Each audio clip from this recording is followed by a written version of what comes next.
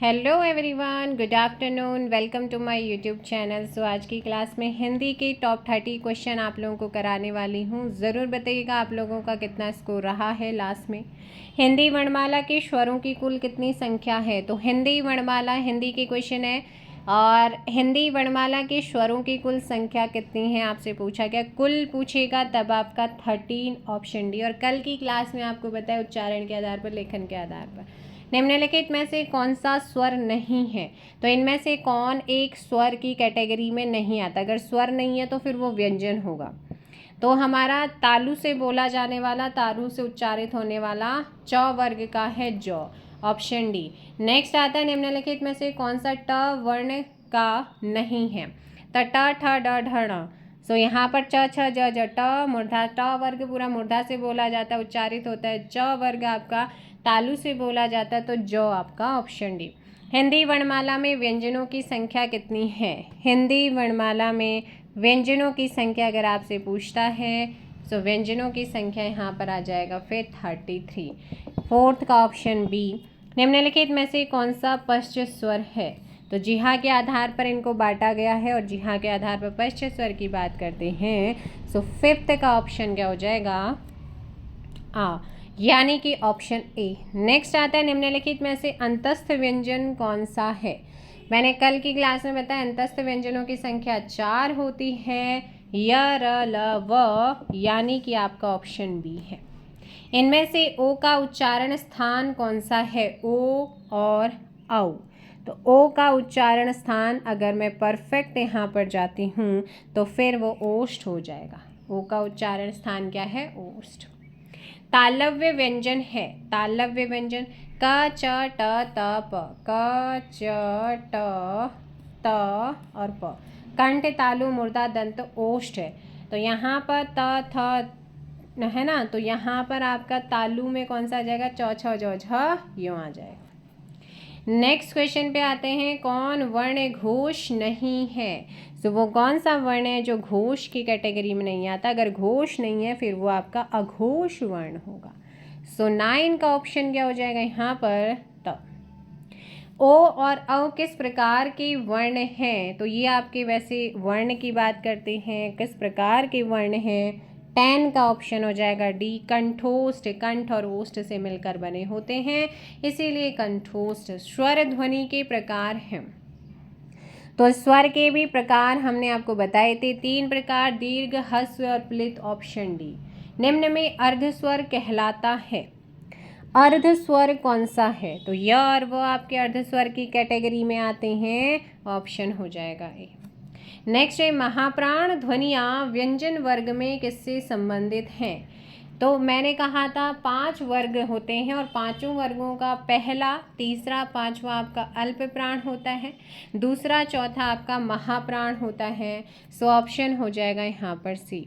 Next है, भाषा की सार्थक लघुत्तम इकाई क्या है? तो भाषा की सार्थक लघुत्तम इकाई की अगर बात करते हैं तो ये है आपकी ध्वनि। क्या है? ध्वनि है। इनमें से कौन सा व्यंजन अल्प प्राण है? तो प्रत्येक वर्ग का पहला, तीसरा, पांचवा वर्ण अल्प प्राण होगा, दूसरा, चौथा महाप्राण। ख आपका होगा नहीं, त थ होगा नहीं, प फ होगा नहीं, च आपका पहला वर्ण है। इनमें से कौन सा वर्ण स्पर्श व्यंजन नहीं है? तो पांचों वर्गों के जितने भी 25 देखो प्रत्येक वर्ग में 5 वर्ण होते हैं और 5 वर्ग हैं, तो 25 हमारे स्पर्श व्यंजन की कैटेगरी में आते हैं। अब यहाँ पर यह हमारा अंतस्थ व्यंजन है, ऑप्शन डी। निम्नलिखित में कंठ ध्वनियाँ कौन सी हैं? सो कंठ ध्वनियों की अगर बात करते हैं तो हमारा क वर्ग कंठ से उच्चारित होता है, ऑप्शन ए। हिंदी की श ध्वनि है, तो आपका स ध्वनि जो है ये उच्चारित होती है किससे? तालु से।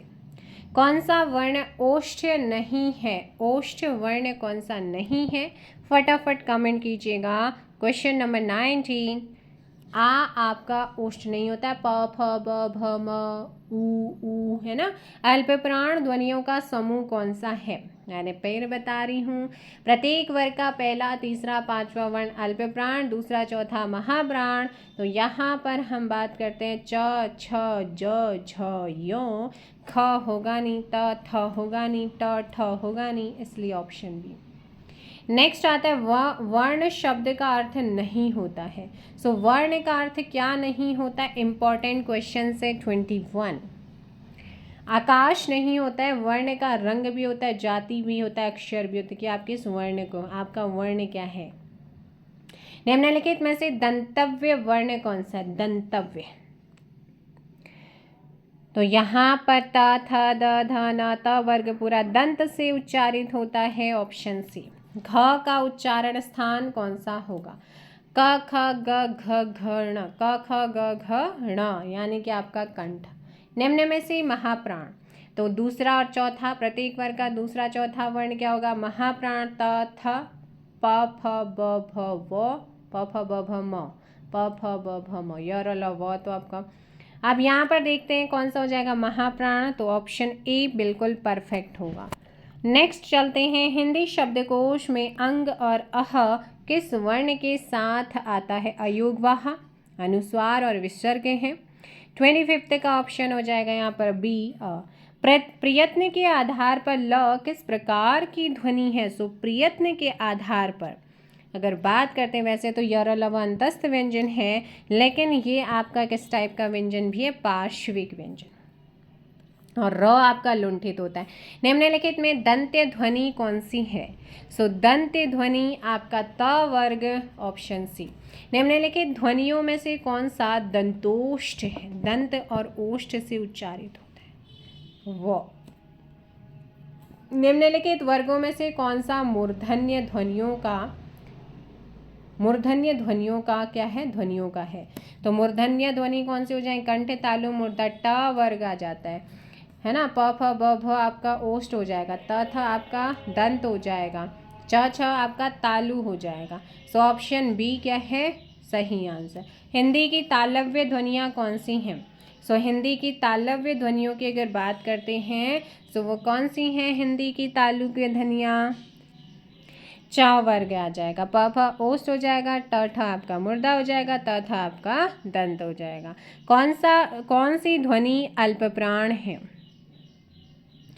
सो त, थ, त आ जाएगा। हिंदी बाकी आपकी महाप्राण है। हिंदी की स्पर्श, घोष, महाप्राण, दंत्य, व्यंजन ध्वनि। स्पर्श भी हो, घोष भी हो, महाप्राण भी हो, दंत्य भी हो। तो भाई घोष में पहला दूसरा, प्रत्येक वर्ग का पहला दूसरा अघोष होता है, तीसरा चौथा पांचवा घोष और सघोष होता है ना। तो अब इसमें देख लो आप, जो आपका घोष है त, थ होगा नहीं, प, फ, प, फ, ब, भ, तो ये महाप्राण भी है, घोष भी है, स्पर्श भी है, और आपका दंत्य नहीं है, प, फ ये दंत्य नहीं है। तो फिर कौन सा हो जाएगा यहाँ पर, ऑप्शन त, थ। हाँ, अब देखो, अगर मैं यहाँ पे भ तो वैसे ही नहीं होगा, ठीक है। अब मैं यहाँ पे त, थ, तो ये घोष नहीं है, ये घोष नहीं है, महाप्राण भले ही है, दंत्य भी है। अब यहाँ पे फिर आपका कौन सा हो जाएगा, चलिए इस क्वेश्चन का आंसर कमेंट करके दीजिएगा। वर्णमाला अगर आपने पढ़ी है तो इसका आंसर आप कमेंट में बताइए। अगर यहाँ पर देखो भाई, मैं इसकी बात करती हूँ, ह का उच्चारण किससे होता है, कंठ से होता है। ट, ठ, तो ट, ठ मूर्धा में आ जाते हैं, है ना, ट, ठ मूर्धन्य आ जाते हैं।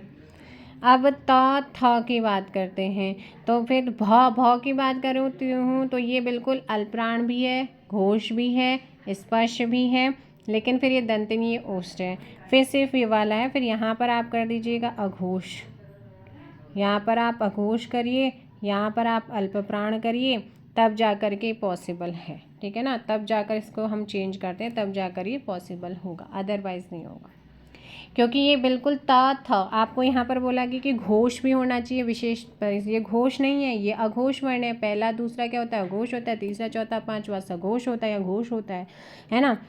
बाकी में फिर वही है कि वो आपके वर्ण उच्चारित वाले पॉइंट आपके उसके मैच नहीं कर रहे, तो मैंने फिर यहीं पे चेंज कर दिया है। तो यही पॉसिबल हम कर सकते हैं, अदरवाइज़ इस टाइप का फिर क्वेश्चन आएगा नहीं, वो कुछ तो चेंज देगा यहाँ पर, है ना। तो ये यहाँ पर टाइपिंग एरर हो सकती है, जो मैंने अभी यहाँ पे कहा कि इसे हम अघोष कर देते हैं, इसे अल्प प्राण कर देते हैं।